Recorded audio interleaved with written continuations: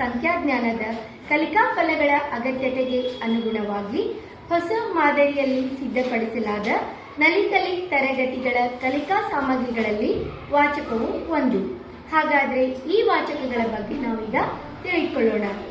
ವಾಚಕಗಳನ್ನು ಬರಹದ ಉದ್ದೇಶಕ್ಕಾಗಿ, ತಾರ್ಕಿಕ ಚಿಂತನೆಗಾಗಿ ಹಾಗೂ ಸರಿ ತಪ್ಪುಗಳ ನಿರ್ಧಾರಕ್ಕಾಗಿ ಬಳಸಲ್ಪಡುತ್ತವೆ.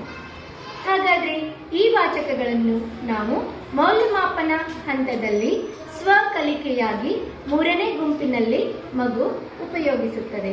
ಈ ವಾಚಕಗಳನ್ನು ನೋಡೋಣ.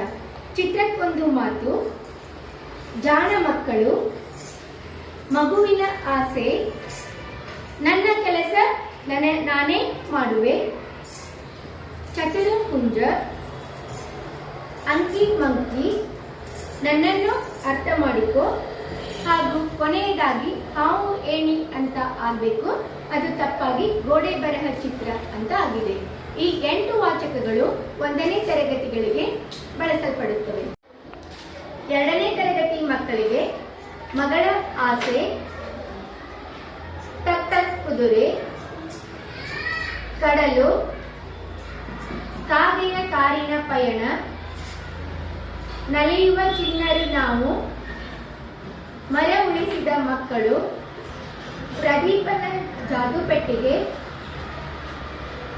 ಕರೆಯದೆ ಬರುವ ನೆಂಟರು, ಪುಟ್ಟನ ಬೈಕು, ಆನೆಯ ಝಳಕ, ಹುಲಿವೇಷ, ಮುದ್ದಿನ ಬೆಕ್ಕು, ಪುಟ್ಟನ ಹೊಸ ಮನೆ, ತುಂಟ ಕಪ್ಪೆ. ಈ 14 ವಾಚಕಗಳನ್ನು ನಾವು 2ನೇ ತರಗತಿ ಮಕ್ಕಳಿಗೆ ಬಳಸಲ್ಪಡುತ್ತೇವೆ.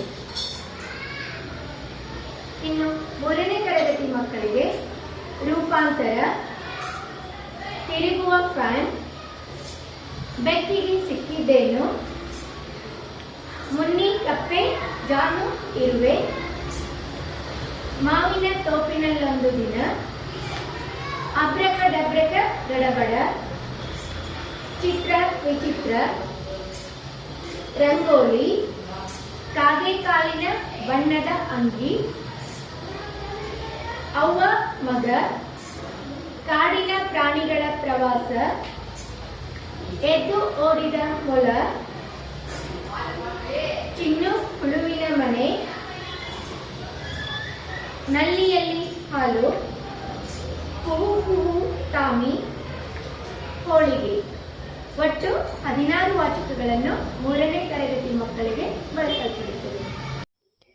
ತರಗತಿವಾರು ವಾಚಕಗಳನ್ನು ಮಾದರಿಯಾಗಿ ವಿಂಗಡಿಸಿದೆ. ಆದರೆ ತರಗತಿಯ ನಿರ್ಬಂಧನೆವಿಲ್ಲದೆ ಮಕ್ಕಳು ತಮ್ಮ ಆಯ್ಕೆಯೊಂದಿಗೆ ಯಾವುದೇ ವಾಚಕಗಳನ್ನು ಆಯ್ಕೆ ಮಾಡಿಕೊಂಡು ಓದಲು ಪೂರ್ಣ ಅವಕಾಶವನ್ನು ಕಲ್ಪಿಸಿದೆ.